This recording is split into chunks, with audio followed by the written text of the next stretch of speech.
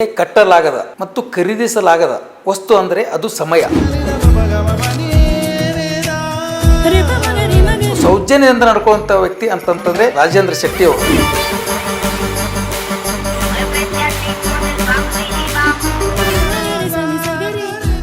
ಹಣ ಆಮೇಲೆ ಗೌರವ ದುಡ್ಡು ಅಂತ 6 ಗಂಟೆ ಇದ್ದು ಹೋಟೆಲ್ ಹೋಗ್ತಿದ್ದೆ. ಕಸ ಹೊಡೆದು ನೆಲ ಒರೆಸಿ ಚಹಾ ಮಾಡಿ ಇದೆಲ್ಲ ನನ್ನ ಏನು ದೇವರು ಕೊಟ್ಟಿದ್ದಾನೆ, ದೈವ ಕೊಟ್ಟಿದೆ, ಅದೆಲ್ಲ ನಮ್ಮ ತಾಯಿಯ ಪಾದಕ್ಕೆ ಹೋಗಬೇಕು. ಅದೇ ನಾನು 14ನೇ ವಯಸ್ಸಲ್ಲಿ 8ನೇ ಕ್ಲಾಸ್ ಫೇಲ್ ಆದಲ್ಲ.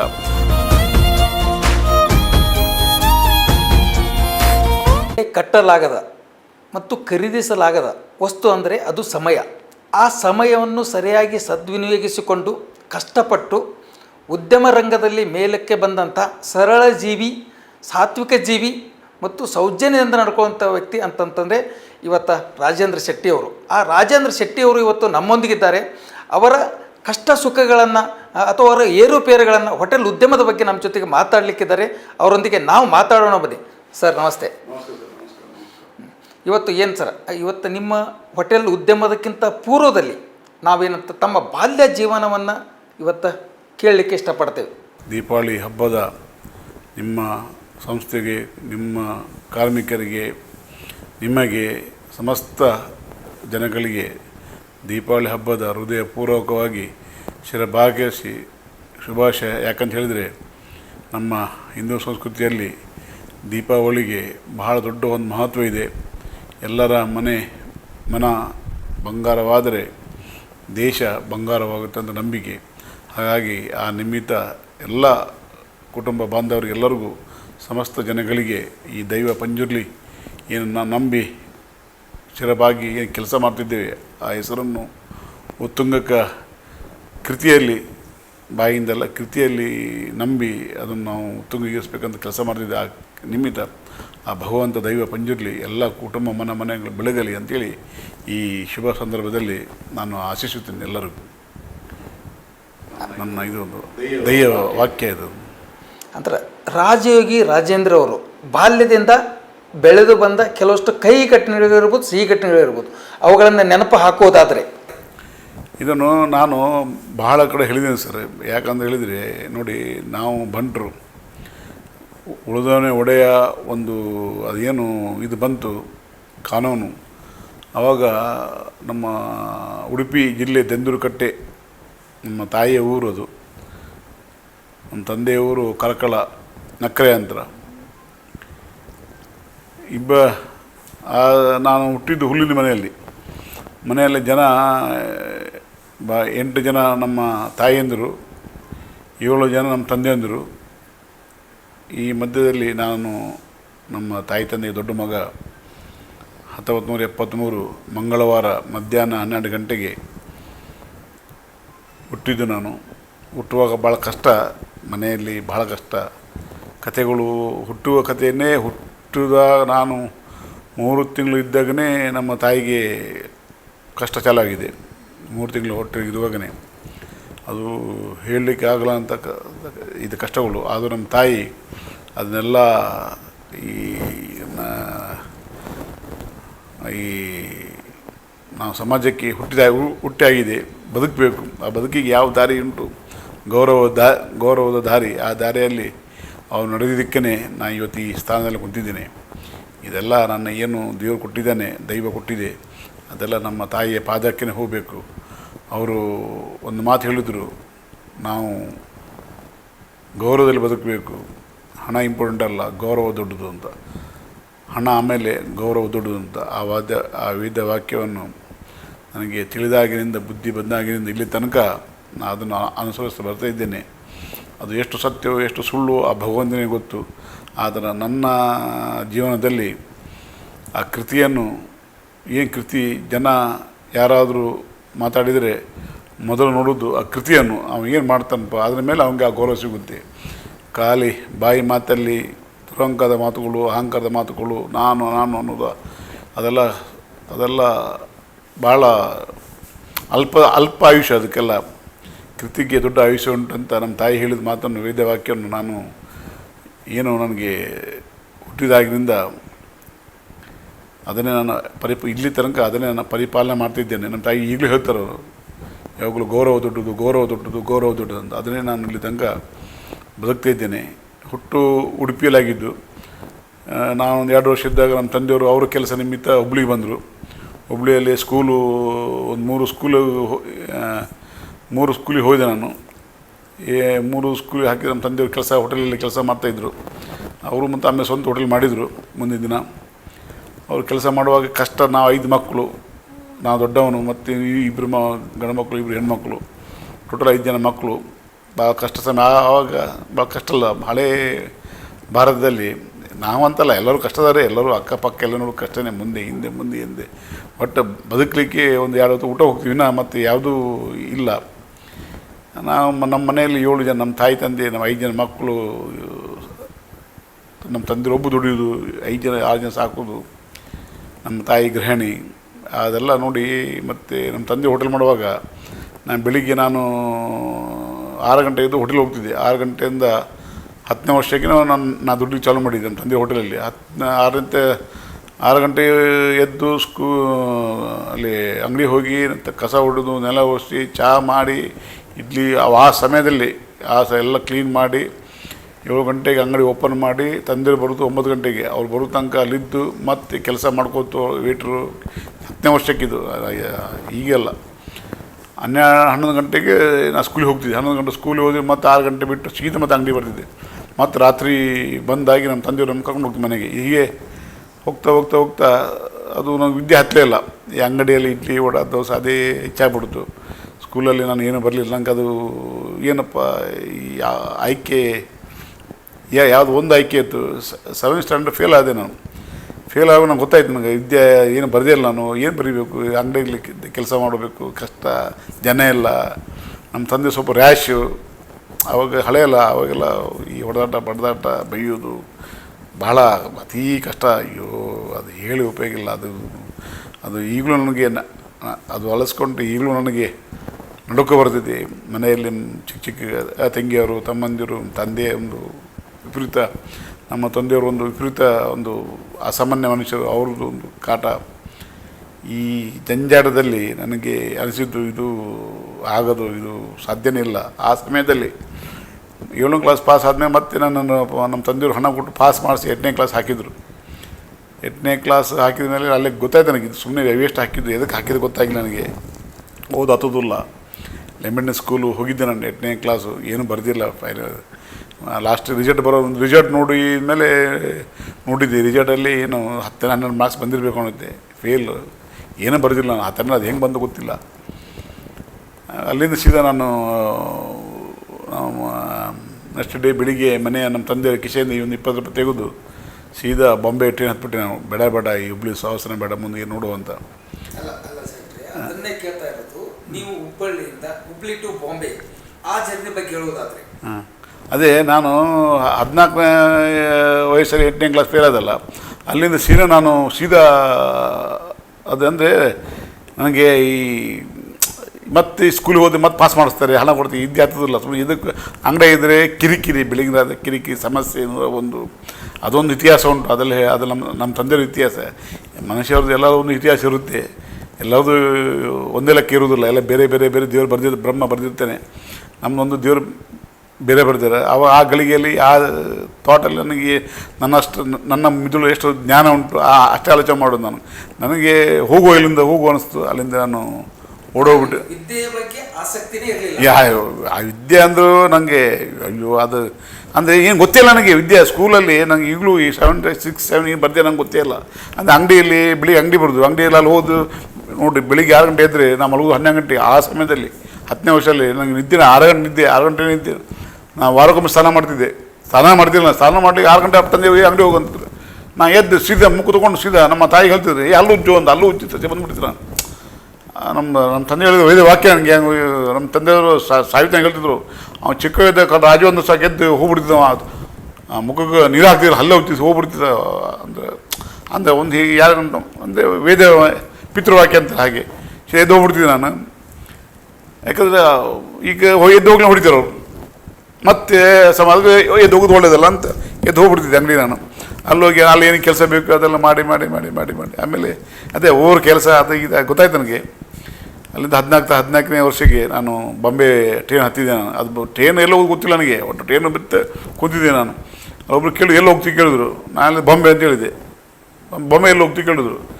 ಬಾಂಬೆ ಎಲ್ಲಿ ಹೋಗ್ತೀವಿ ಆ ಡಬ್ಬ ಟಿಕೆಟ್ ತೆಗೆದು ಗೊತ್ತಿಲ್ಲ ನನಗೆ. ಅವ್ನು 20 ರೂಪಾಯಿ ತೊಗೊಂಡಿದ್ದೆ ನಮ್ಮ ತಂದೆಗೆ ಜೇಬಿಂದ. ಯಾಕಂತ ಹೇಳಿದ್ರೆ ಅಲ್ಲಿ ಏನದು ತಿರ್ಲಿಬೇಕಾಗುತ್ತೆ ನಾನು.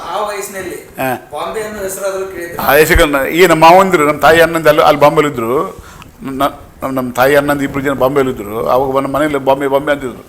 ಬಾಂಬೆ ಅದು ಹೆಸರು ಅವಾಗ ನೋಡ್ರಿ, ಅದು ಹೆಸರು ಅಂದ್ರೆ ನಂಗೆ ಬಾಂಬೆ ಅಂದರೆ ಈಗ ಮುಂಬೈ ಆಗಿದೆ ಅದು.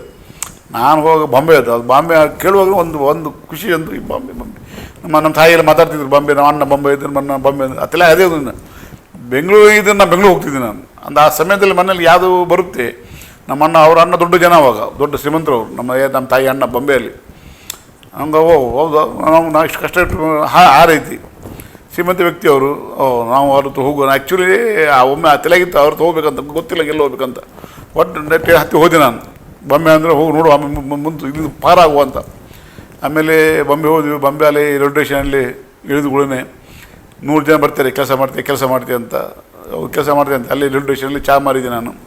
ಒಂದು 6-7 ತಿಂಗಳು ಚಹಾ ಮಾರಿದೆ. ಆಮೇಲೆ ಒಂದು ದಿನ ತಾಯಿ ನೆನಪಾಯಿತು. ಬಂದೆ ನಾನು.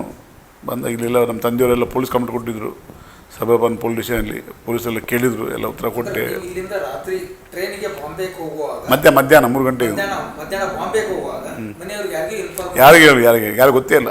ಅವ್ರು ನಮ್ಮ ತಂದೆಯವ್ರು ಇಲ್ಲಿ ಪೊಲೀಸ್ ಸ್ಟೇಷನ್ಲೇ ಕಂಪ್ಲೇಂಟ್ ಉಂಟು. ಈ ಲಾಜ್ ಆಗಿದೆ ಅಲ್ಲಿ, ಎಲ್ಲಿ ಸಬರ್ಬನ್ ಪೊಲೀಸ್ ಸ್ಟೇಷನಲ್ಲಿ. ನಮ್ಮ ಮಗ ಕಾಣೆ ಕೊಟ್ಟಿಲ್ಲ, ಕಿಡ್ನ್ಯಾಪ್ ಮಾಡಿದ ಕೊಟ್ಟಿಲ್ಲ. ನಮ್ಮ ತಂದೆ ಬ್ಯಾಂಕ್ ಕಿಲಾಡಿ, ಕಿಲಾಡಿ ಅವರು. ಆ ಕ್ರಿಮಿನಲ್ ನಂಬರ್ 1 ಕ್ರಿಮಿನಲ್ ಅವರು ಕಿಡ್ನ್ಯಾಪ್ ಮಾಡಿದ್ದಾರೆ ಅಂತ ಅವ್ರು ಕಂಪ್ಲೇಂಟ್ ಕೊಟ್ಟಿದ್ದಾರೆ. ಅಂದರೆ ಸ್ಪೀಡ್ ಹೋಗಲಿ ಅಂತ ಕೆಲಸ. ಅವ್ರು ಭಯಂಕರದಲ್ಲಿ ಅವರು ಕಿಡ್ನ್ಯಾಪ್. ಅವರೆಲ್ಲ ಪೊಲೀಸೆಲ್ಲ ಹುಡ್ತಾ ಇದ್ರು. ಅಲ್ಲಿ ಊರಿಗೆಲ್ಲ ಹೋಗಿದ್ದು. ಅಲ್ಲಿ ನಮ್ಗೆ ಅದು ಗೊತ್ತೇ ಇಲ್ಲ. ಇದು ಹೋಗ್ಬಿಟ್ಟೆ ನನ್ನ ಕಷ್ಟ. ಹಾಗೇ ಬಾಂಬೆ ಹೋಗಿ ಅಲ್ಲೇ ಕೆಲಸ ಮಾಡಿ ಅಲ್ಲೇ ಕ್ಯಾಂಟೀನ್. ಆಮೇಲೆ ಅದು ಚಹಾಗಿ ಮತ್ತು ಬಂದೆ. ನಮ್ಮ ತಾಯಿ ನೋಡ್ಲಿಕ್ಕೆ ಬಂದೆ ನಾನು. ತಾಯಿ ನೋಡ್ಲಿಕ್ಕೆ ಬಂದ ನನಗೆ ಗೊತ್ತಾಯ್ತು ನನಗೆ. ಕಿಡ್ನ್ಯಾಪ್ ಕೇಸ್ ಹಾಕಿದ್ದಾರೆ ಅಂತ ಪೊಲೀಸ್ ಹೊಡೆದ್ರು ನನಗೆ. ಕರೆಯೋಳು ಅಂತೆಲ್ಲ ಹೇಳಿದೆ, ಬಿಡಿಸಿ ಹೇಳಿದೆ. ಗೊತ್ತಾಯ್ತು ನೀವು ಸತ್ಯ ಹೇಳ್ತಿದ್ದಾನಂತ. ಯಾರು ಹೊಡೆದು ನಾನು ಹೇಳಿದೆ, ನೋಡಿ ನಾನು ಇದ್ದಿದ್ದೆ, ನನಗೆ ಗೊತ್ತಿಲ್ಲ, ನಾನು ವಯಸ್ಸು ಅದಾಗ್ದೆ ಸತ್ಯ ಹೇಳಿದೆ. ನಮ್ಮ ತಂದೆಯವರು ಮನೆಗೆ ಹೊಡೆದ್ರು ನನಗೆ. ನೀನು ಇಷ್ಟು ಕಷ್ಟ ಆಯಿತು, ಹಿಂಗಾಯ್ತು, ನನ್ನ ಹೆಸರು ಹಾಳಾಯಿತು, ಹಿಂಗಾಯ್ತು. ಅದು ಅವಾಗ ನಮ್ಗೆ ಗೊತ್ತಿದ್ದಿಲ್ಲ ರೀ ಅದೆಲ್ಲ. ಈಗೆಲ್ಲ ನಮಗೆಲ್ಲ ಪಶ್ಚಾತ್ತಾಪ ಆಗುತ್ತೆ. ನಮ್ಮ ತಂದೆಯವರು ನಾನು ನೋವು ಕೊಟ್ಟೆ, ನಮ್ಮ ತಂದೆಯವರು ಇದು ಮಾಡಿದ್ದೆ ಅಂತ ಈಗೆಲ್ಲ ಪಶ್ಚಾತ್ತಾಪ ಆಗುತ್ತೆ. ಆ ಸಮಯದಲ್ಲಿ ಏನು ಅದು ಆಗಬೇಕು, ಅದು ಆಗಲೇಬೇಕಲ್ಲ. ಒಂದು ನೋಡಿ. ಆಮೇಲೆ ಹೋದೆ. ಮತ್ತೆ ಕಿರಿಕಿ ಚಲೋ ಆಯಿತು. ಮತ್ತೆ ಬೇಡ ಮತ್ತೆ ಹೋಗಿಬಿಟ್ಟೆ ನಾನು. ಖಡಕ್ ಮನಸ್ಸು. ಫಸ್ಟ್ ಹೋಗಿದ್ದು ನಾನು ಸ್ವಲ್ಪ ಹಾಗೆ ಹೋಗಿದ್ದು ನಾನು, ಬೇಡ ಅಂತ. ಯಾರನ್ನೇ ಓದಿಲ್ಲ ನಾನು.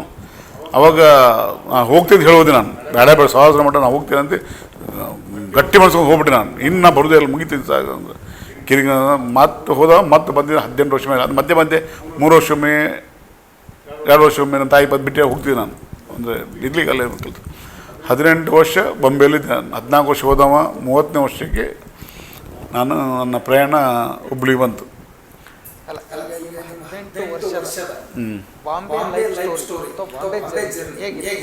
18 ವರ್ಷ ಅದು ಏನು ಗೊತ್ತು, ಅದು ತಿಳುವಳಿಕೆ ಇಲ್ಲ, ಮಕ್ಕಳತನ, ಆಮೇಲೆ ಜವಾಬ್ದಾರಿ ಇಲ್ಲ, ಬುದ್ಧಿ ಇಲ್ಲ, ಜ್ಞಾನ ಇಲ್ಲ. ಅದೆಲ್ಲ ಇಲ್ಲದ ಜೀವನ ಅತಿ ಕಠಿಣ, ಮಹಾ ಕಠಿಣ. ಅಲ್ಲೇ ಚಹಾ ಮಾರಿದೆ. ಮತ್ತು ಅಲ್ಲಿ ಚಹಾ ಮಾರಿ ದಿನ ಪೊಲೀಸ್ ಹೊಡಿದು, ಚಹಾ ಮಾರಿ ಪರ್ಮಿಷನ್ ಇಲ್ಲ ವಿಟಿಯಲ್ಲಿ, ದಿನ ಹೊಡಿದು. ಅವರು ಅಲ್ಲೇ ಹುಡ್ಕೊಂಡು ಹೊಡಿದವರು. ಎಲ್ಲ ಈ ಕಡೆ ಬಂದು ಆ ಕಡೆ ಚಹಾ ಮಾಡೋದು, ಆ ಕಡೆ ಈ ಕಡೆ ಚಹಾ ಮಾಡೋದು. ಹುಡುಗರನ್ನ ಇದಕ್ಕೆ ಅಲ್ಲಿ ಚಹಾ ಮಾಡಲಿಕ್ಕೆ ಯಾಕಂದ್ರೆ ಅವ್ರು ಚಿಕ್ಕವರು, ಪೊಲೀಸ್ ಹೊಡಿದ್ರಲ್ಲ, ಸ್ವಲ್ಪ ಕಣ್ಣು ಹಾಕಿದ್ದು ಬಿಡ್ತಾರೆ ಅಂತ ಒಂದು ಅದಕ್ಕೆ ಹುಡುಗರನ್ನ ನೇಮಿಸ್ದಂಗೆ ಮಾಡ್ತಿದ್ರು. 12 ವರ್ಷ 14 ಅವ್ರನ್ನೇ ನೇಮಕ ಮಾಡ್ತಿದ್ರು, ದೊಡ್ಡವ್ರನ್ನ ಆಗ್ತಿದ್ರು ಅಲ್ಲಿ. ಹಾಗಾಗಿ ಅದು ಹೊಡ್ತೈತಿ. ಅಲ್ಲೇ ಇದು ಬೇಡ ಅಂತ ಅಲ್ಲಿ ಬಿಟ್ಟು ಹೋಟೆಲ್ ಕ್ಯಾಂಟೀನೆಲ್ಲ ಸೇರಿದೆ. ಇಂಡಿಯನ್ ಎಕ್ಸ್ಪ್ರೆಸ್ ಕ್ಯಾಂಟೀನ್ ಸೇರಿದೆ ಬಾಂಬೆಯಲ್ಲಿ. ವೆಲ್ಲಿಂಗ್ಟನ್ ಸ್ಪೋರ್ಟ್ಸ್ ಕ್ಲಬ್ ಕ್ಯಾಂಟೀನಲ್ಲಿ ಕೆಲಸ ಮಾಡಿದೆ. ಬಾಂಬೆ ಜಿಮ್ಖಾನಲ್ಲಿ ಕೆಲಸ ಮಾಡಿದೆ. ಸ್ಟ್ಯಾಂಡರ್ಡ್ ಚಾರ್ಟರ್ಡ್ ಬ್ಯಾಂಕಲ್ಲಿ ಅಲ್ಲೊಂದು 8 ತಿಂಗಳಿದ್ದೆ. ಆಮೇಲೆ ಬಾಂಬೆ ಜಿಮ್ಖಾನಲ್ಲಿ 1 ವರ್ಷ ಇದ್ದೆ. ವರ್ಲಿ ಆಜಿಯಲ್ಲಿ ಹತ್ರ ವೆಲ್ಲಿಂಗ್ಟನ್ ಸ್ಪೋರ್ಟ್ಸ್ ಕ್ಲಬ್ ಉಂಟು, ಅಲ್ಲಿ 1 ವರ್ಷ 8 ತಿಂಗಳಿದ್ದೆ. ಆಮೇಲೆ ಹಾಗೆ ಚಂಬೂರು ಅಲ್ಲಿ ಇಲ್ಲಿ ಒಂದು 50 ಹೋಟೆಲ್ ಕೆಲಸ ಮಾಡಿದೆ. ಕ್ಯಾಂಟೀನಲ್ಲಿ ಕಸ ಹೊಡಿಯೋದು, ನೆಲ ಒರೆಸೋದು. ಯಾವ ಕೆಲಸ ಕೊಡ್ತಾರೆ ನಮ್ಗೆ, ಯಾರು ಬರುತ್ತೆ ಅದೇ ಹೇಳಬೇಕಲ್ಲ. ಯಾವ ಕೆಲಸ ಅದೇ ಕ್ಯಾಂಟೀನ್ ಒಳಗೆ ಕಡಿಯೋದು, ಕಟಿಂಗ್ ಮಾಡೋದು, ಅದು ಇದು ಯಾವ ಕೆಲಸ ನಮ್ಗೆ ಯಾವ ಕೆಲಸ ಬೇಕಂತ ನಾವು ಹೋಗ್ತಿದ್ದಿಲ್ಲ. ಅವ್ರಿಗೆ ಏನು ಕೊಡ್ತಾರೆ ಮಾಡಬೇಕು ನಾವು. ಕಸ ಹೊಡಿ, ಓಕೆ ಕಸ ಹೊಡಿದು, ಹಾಗೆ ನಮ್ಗೆ ಇದೇ ಕೆಲಸ ಅದೇ ಕೆಲಸ, ನಾನು ಹಠ ಹಿಡಿದು ಇದೇ ಬೇಡ್ತೇನೆ, ನಮ್ಗೆ ಯಾವ ಹೊಟ್ಟೆ ತುಂಬಬೇಕು ತುಂಬಬೇಕು. ಹಾಗೆ ಗುರ್ತೆಲ್ಲ ಪರಿಚಯ ಇಲ್ಲ, ಹಾಗೆ ಹೀಗೆ ಅದೆಲ್ಲ ಆಗಿ ಹಾಗೆ ಒಂದೇ ಹೋಟ್ಲಲ್ಲಿ ನಾನು ಒಂದು 12 ವರ್ಷ ಕೆಲಸ ಮಾಡಿದ್ದೆ. 12 ವರ್ಷ ಒಂದು ಹೋಟ್ಲಿಗೆ ಹೋಗಿ ಕೆಲಸ ಮಾಡಿದ್ದೆ. ಮಾಲಕರು ಭಾಳ ಒಳ್ಳೆಯಿದ್ರು, ಭಾಳ ನನಗೆ ಭಾಳ ನಮಗೆ ಆ ಗೌರವವಾಗಿ ನೋಡಿಕೊಂಡ್ರು. ಒಂದೊಂದು ದಿನ ನನಗೆ ಬೈದಿರಲಿಲ್ಲ ಅವರು, ಸ್ವಂತ ಮನೆ ಹುಡುಗರಂತೆ ನೋಡಿದ್ರು ಅವರು. ಅದು ನನಗೆ ಭಾಳ ಟಚ್ ಆಯಿತು. ಹಾಗಾಗಿ ಅಲ್ಲೇ ಹೋಟ್ಲಿಗೆ ನಾನು 12 ವರ್ಷ ಒಂದೇ ಹೋಟೆಲಲ್ಲಿ ಕೆಲಸ ಮಾಡಿದೆ. ಅಲ್ಲಿ ಎಲ್ಲ ವೇಟ್ರು, ಕ್ಯಾಪ್ಟನ್ನು, ಮ್ಯಾನೇಜರ್ ಎಲ್ಲ ಲಾಸ್ಟ್ ಲೈನ್ ಮ್ಯಾನೇಜರ್ ಅಂದು. ಆವಾಗ 30 ವರ್ಷ ನನಗೆ 30 ವರ್ಷದ ಬಾಂಬೆಯಲ್ಲಿದ್ದೆ ನಾನು. ಅದೇ ಸಮಯ ಅಲ್ಲಿ ತನಕ ನನಗೆ ಹೋಟೆಲ್ ಮಾಡಬೇಕು, ನಾನು ದೊಡ್ಡ ವ್ಯಕ್ತಿ ಆಗಬೇಕು, ಹಣ ಮಾಡಬೇಕು, ಅದಕ್ಕೇನು ತಿಳಿಯಿಲ್ಲ. ನಾನು ಬಾಂಬೆ ಹೋದ್ಮೇಲೆ ನಮ್ಮ ತಂದೆಯವರು ತಂದೆಯವರು ಸ್ವಲ್ಪ ಶ್ರೀಮಂತರಾದರು. ಶ್ರೀಮಂತ ಆದಮೇಲೆ ನನಗೆ ಅದೊಂದು ಟೆನ್ಷನ್ ಹೋಗ್ಬಿಡುತ್ತೆ. ನನಗೆ ಊರಿಗೆ ಕಳಿಸ್ಬೇಕು, ತಾಯಿ ಕಳಿಸ್ಬೇಕು, ತಂದೆ ಅದು ಹಣ ನನಗೆ ಅದು ಜವಾಬ್ದಾರಿ ಹೋಗ್ಬಿಡುತ್ತೆ ನನಗೆ. ಯಾಕೆ ಅವರೆಲ್ಲ ಅವ್ರ ಹತ್ರ ನನಗಿಂತ 1000 ಪಟ್ಟು ಒಂದು ಕೋಟಿ ಲಕ್ಷ ಕೋಟಿಗಳು ಶ್ರೀಮಂತ ಆಗ್ಬಿಟ್ಟಿದ್ರು ಹಾಗಾಗಿ ನಾನು ಅದಕ್ಕೆ ಊರಿಗೆ ಹುಬ್ಳಿತಿಲ್ಲ ಹಾಕಲಿಲ್ಲ ನಾನು. ಹಾಗಾಗಿ ನಂದು ಒಬ್ಬನ ಹುಡುಗೇ ನಂದು ಗುರಿ. ನನಗೇನು ಆಸೆ, ಏನು ದೊಡ್ಡ ವ್ಯಕ್ತಿ ಆಗಬೇಕು, ಬಹಳ ದೊಡ್ಡ ಅದೇನು ಕೆಲಸ ಮಾಡಬೇಕು, ಪರ್ಫೆಕ್ಟ್ ಕೆಲಸ ಮಾಡಬೇಕು, ಕರೆಕ್ಟ್ ಕೆಲಸ ಮಾಡೋದು, ಯಾರಿಗೂ ಮೋಸ ಮಾಡಬಾರ್ದು, ನ್ಯಾಯವಾಗಿರಬೇಕು, ಬದುಕೋ ದಾರಿಯಲ್ಲಿ ಕಪ್ಪು ಚುಕ್ಕಿ ಇರಬಾರ್ದು, ಕೃತಿಯನ್ನು ಎತ್ತಿ ಹಿಡಿಬೇಕು ಅಂತ ಅಷ್ಟೇ ತಲೆಗಿದ್ದಿದ್ದು. ಈಗಲೂ ಅದನ್ನೇ ಮಾಡೋದು. ಅದು ಬಾಕಿದೆಲ್ಲ ದೈವ ಕೊಟ್ಟಿದ್ದು, ಪಂಜಲು ಕೊಟ್ಟಿದ್ದು. ನಾವು ಅದಕ್ಕೆ ಬಾಂಬೆ ನನ್ನ ಅನುಭವ ಬಾಂಬೆ. ಆ ಬಾಂಬೆಯಲ್ಲಿ ಅಷ್ಟು ವರ್ಷ ಅನುಭವ ಉಂಟಲ್ಲ, ಒಂದು 50 ಮಾಲಕರ ಹತ್ರ ನಾನು ಕೆಲಸ ಮಾಡಿದ್ದೀನಿ. 50 ಮಾಲಕರು ನಾನಾ ವಿಧವಾದ ಆ ಮಿದುಳು, ಅದು ಆ ಮಿದುಳು ನನಗೆ ಅಪಾರವಾದ ಜ್ಞಾನ ಕೊಡ್ತು ನನಗೆ. ನನ್ನ ತಿರುದು 50 ವರ್ಷ ಕೆಲಸ ಮಾಡಿದಾರ ಮಾಲಕರ ಮಿದುಳು, ಅದರಿಂದ ನಾನು ಈ ಜೀವನ ಹೊಂಟೈತಿ. ಬುಕ್ಕಿಂದಲ್ಲ, ಬುಕ್ಕಲ್ಲಿ ನನಗೆ ಅಲ್ಲಿ ಏನು ಕಲ್ತಿಲ್ಲ ನಾನು. ಏನು ಕೆಲಸ ಮಾಡಿದ್ದೆ ಬಾಂಬೆಯಲ್ಲಿ ಒಂದು 50 ವರ್ಷ 18 ವರ್ಷದಲ್ಲಿ. ಆ ಒಳ್ಳೆ ಮಾಲಕರು ಸಿಕ್ಕಿದ್ದಾರೆ, ಕೆಟ್ಟ ಮಾಲಕರು ಸಿಕ್ಕಿದ್ದಾರೆ. ಕೆಟ್ಟದ್ದು ಮಾಡಬಾರ್ದು, ಒಳ್ಳೇದು ಮಾಡಬೇಕು, ಒಳ್ಳೇದು ಈಗ ಅದೆಲ್ಲ ನಾನು ಏನು ಜೀವನದಲ್ಲಿ ಅದನ್ನು ಒಳ್ಳೇದು ಕೆಟ್ಟದ್ದು ಬಿಟ್ಟು ಒಳ್ಳೇದು ನನ್ನ ಜೀವನ ಹಾಕ್ಕೊಂಡು ಇಲ್ಲಿ ತಂಗ ಬಂದು ಗಾಡಿ.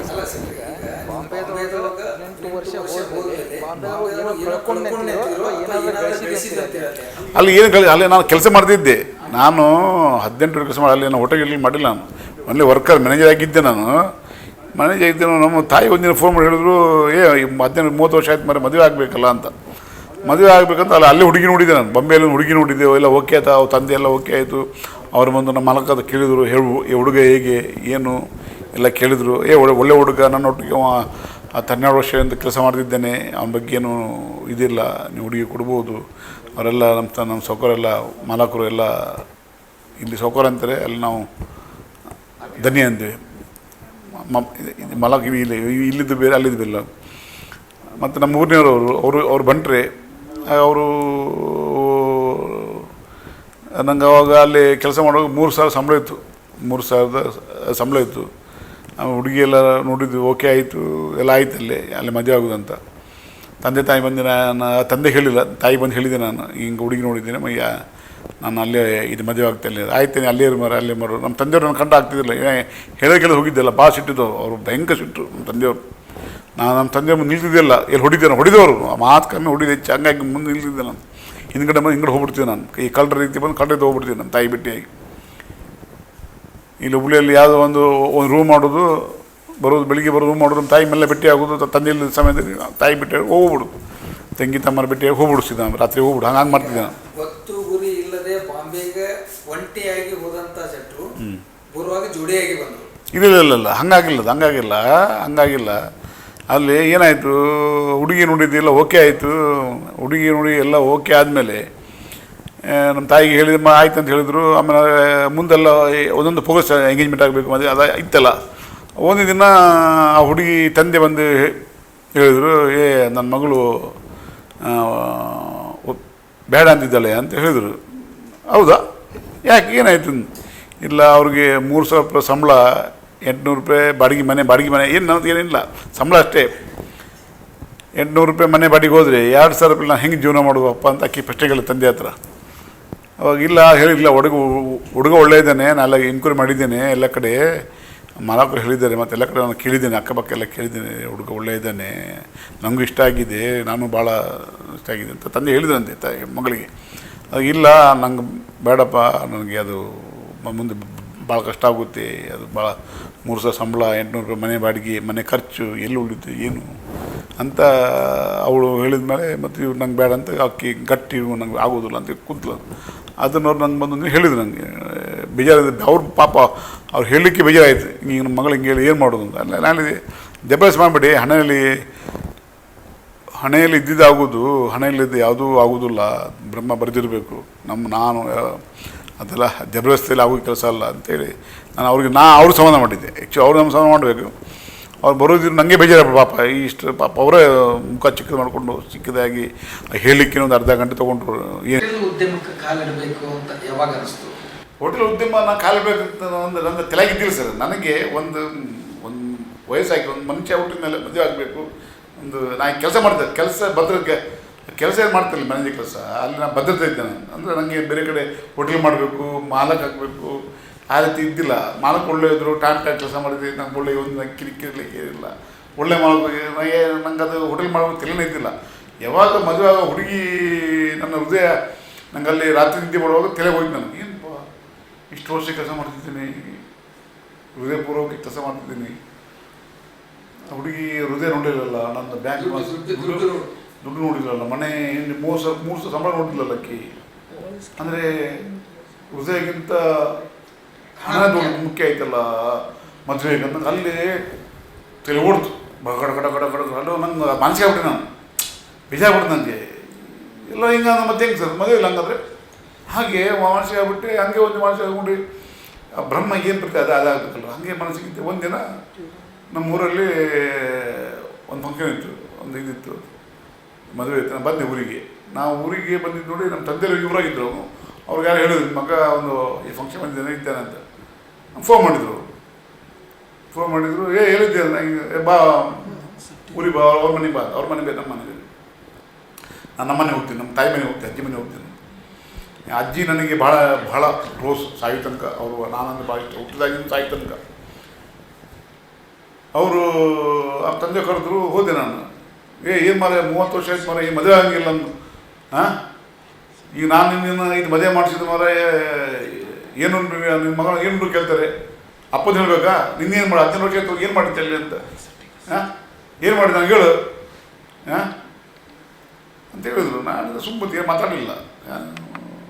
ನೀವೆಲ್ಲ ಎಲ್ಲ ನಾವು ದೊಡ್ಡ ವ್ಯವಸ್ಥೆ ಮಾಡೋದು, ಹೋಗೋದು, ಈಗೇನಿಲ್ಲ. 15 ವರ್ಷ ಕೆಲಸ ಮಾಡಿ IPS ಹಣ ಇಲ್ಲ, ಮದುವೆ ವಯಸ್ಸಾಯ್ತು, ಹಂಗೆ ಹಿಂಗೆ ಅಂತ ಹೇಳಿದ್ರು. ನಾನು ಸುಮ್ಮನೆ ಏನು ಮಾತಾಡಿಲ್ಲ. ಒಂದು ಕೆಲಸ ಮಾಡು, ಈ ಮದುವೆ ಆಗ್ಬೇಕಾದ್ರೆ ಏನು ಚಿಕ್ಕದ ಅಂಗಡಿ ಬೇಕು, ಮತ್ತು ಸುಮ್ಮನೆ ಮತ್ತೆ ಹಂಗೆ ಯಾಕೆ ಅಲ್ಲಿ ಈಗ ನಾ ಹುಡುಗಿ ನೋಡಿದ್ರೆ ನನ್ನ ಮಗ ಬೇರೆ ಹೋಟೆಲ್ ಕೆಲಸ ಮಾಡ್ತಾರೆ ಅಂತ ಹೇಳಿದರೆ ಹುಡುಗಿ ಕೊಡ್ತಾರ?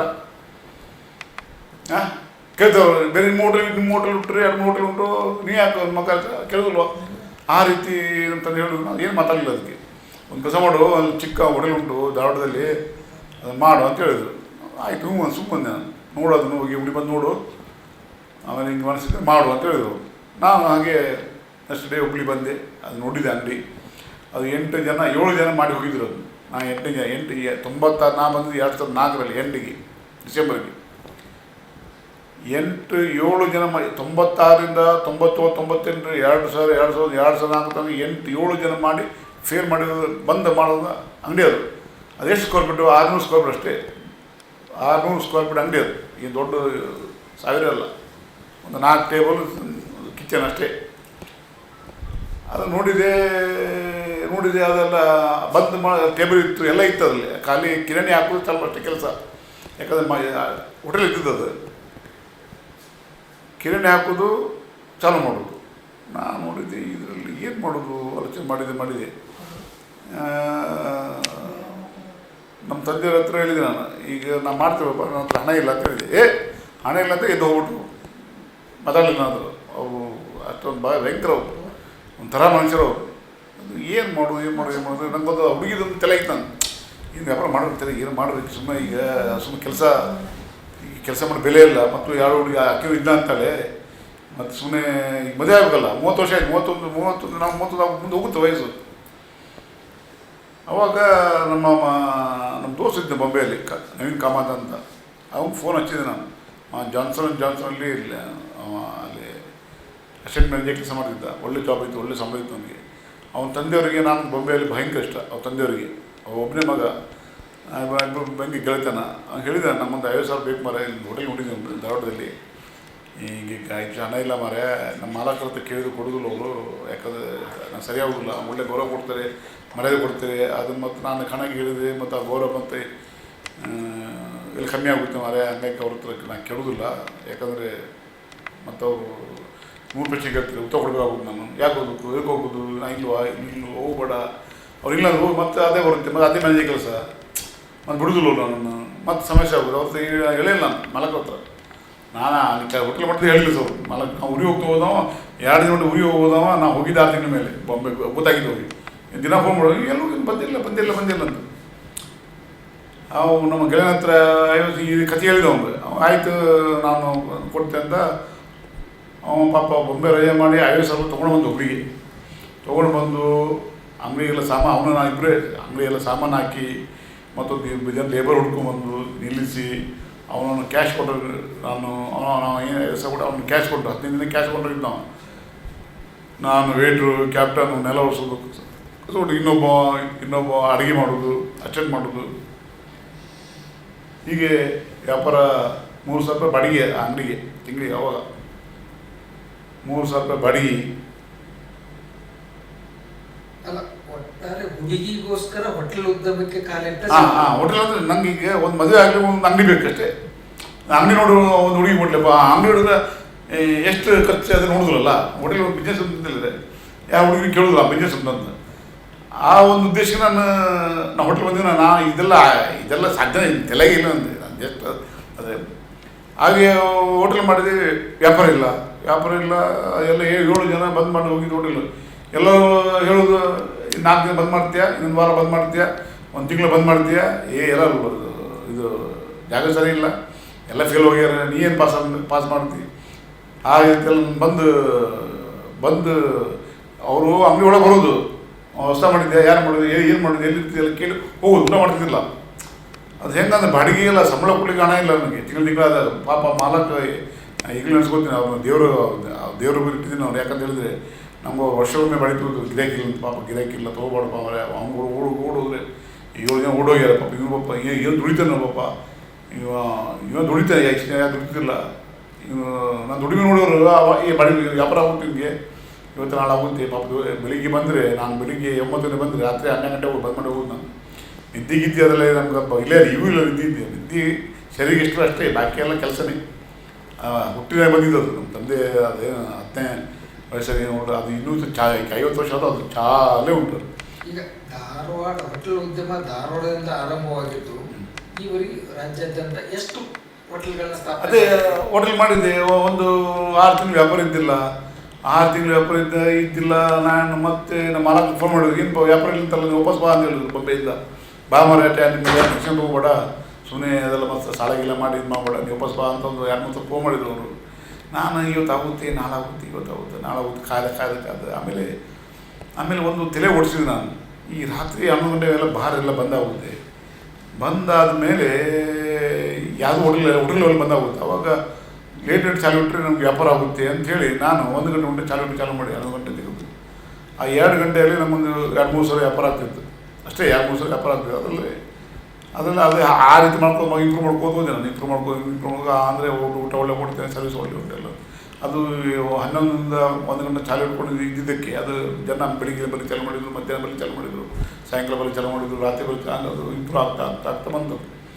ಇಂಪ್ರೂವ್ ಆಮೇಲೆ ಹುಡುಗಿದು, ಆಮೇಲೆ ಮದುವೆ ಬಂತು. ಹುಡುಗಿ ನೋಡಿದೆ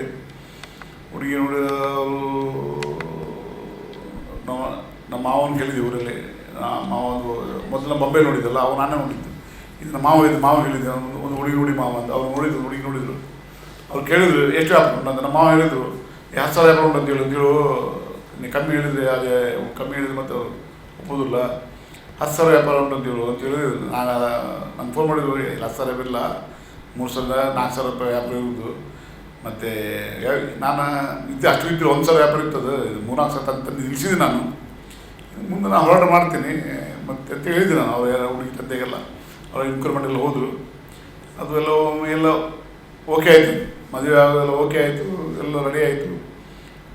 ಅಚಾನಕ್ ಒಂದು ದಿನ ಅದು ಕ್ಯಾನ್ಸಲ್ ಆಗ್ಬಿಡ್ತು. ಆ ಹುಡುಗಿ ಕ್ಯಾನ್ಸಲ್ ಆಯಿತು. ಎಲ್ಲರೂ ಬೇಜಾರು, ನಮ್ಮ ಮನೆಯಲ್ಲಿ ಎಲ್ಲರೂ ಬೇಜಾರು, ತಾಯಿಗೆ, ನಮ್ಮ ಅಜ್ಜಿಗೆ, ನಮ್ಮ ಏನಪ್ಪ ಎಲ್ಲ ಮುಗಿತು, ಎಲ್ಲ ಇಂಕ್ಲೂಡ್ ಆಗಿ ಲಾಸ್ಟ್ ಮುಗಿಬಿಟ್ಟು ಒಂದು ಇದಾಯ್ತಲ್ಲ ಅಂತ ಎಲ್ಲರೂ ಬೇಜಾರಾಯಿತು, ನನಗೂ ಬೇಜಾರಾಯಿತು. ಏನು ಹುಡುಗಿ ನಾವು ಕೆಲಸ ಮಾಡಿದ್ರೆ ಹಾಗೆ, ವ್ಯಾಪಾರ ಮಾಡಿದ್ರೆ ಹೀಗೆ. ಧನ್ಯವಾದ ಇನ್ನೊಮ್ಮೆ ಎಲ್ಲರಿಗೂ ಶುಭಾಶಯ. ದೀಪಾವಳಿ ಮನೆ ಬೆಳಗಲಿ, ಮನೆಗಳು ಶೋಭಿಸಲಿ, ಜಗತ್ತು ಒಳ್ಳೆಯದಾಗಲಿ, ರಾಜ್ಯ ಒಳ್ಳೆಯದಾಗಲಿ, ಸಮಸ್ತ ಜನ ಒಳ್ಳೆಯದಾಗಲಿ, ಎಲ್ಲೂ ಸರ್ವೇ ಜನದ್ದು ಸುಖಿನೂ ಭವಂತು ಅಂತ ಏನು ಇದುಂಟು ಅದೆಲ್ಲ ಅಕ್ಷರ ನಿಜವಾಗಲಿ. ಎಲ್ಲ ಜಾತಿ ಧರ್ಮವನ್ನು ನಾವು ಅಭಿನಂದಿಸೋಣ. ಮನುಷ್ಯ ಜನ್ಮ ಅಲ್ಪ ಜನ್ಮ, ಅದನ್ನು ಗೌರವಿಸೋಣ. ಜೈ ಹಿಂದ್, ಜೈ ಕರ್ನಾಟಕ. ಹೋಟೆಲ್ ಉದ್ಯಮದ ರಾಜಯೋಗಿ ರಾಜೇಂದ್ರವರು ಇಷ್ಟೊತ್ತುವರೆಗೂ ತಮ್ಮ ಮನದಾಳದ ಮಾತುಗಳನ್ನು ಹಂಚಿಕೊಂಡಿದ್ದಾರೆ. ನಿರಂತರ ಸುದ್ದಿಗಾಗಿ ನೋಡ್ತಾ ಇರಿ ಉದಯ ವಾರ್ತೆ ನ್ಯೂಸ್ ಕನ್ನಡ.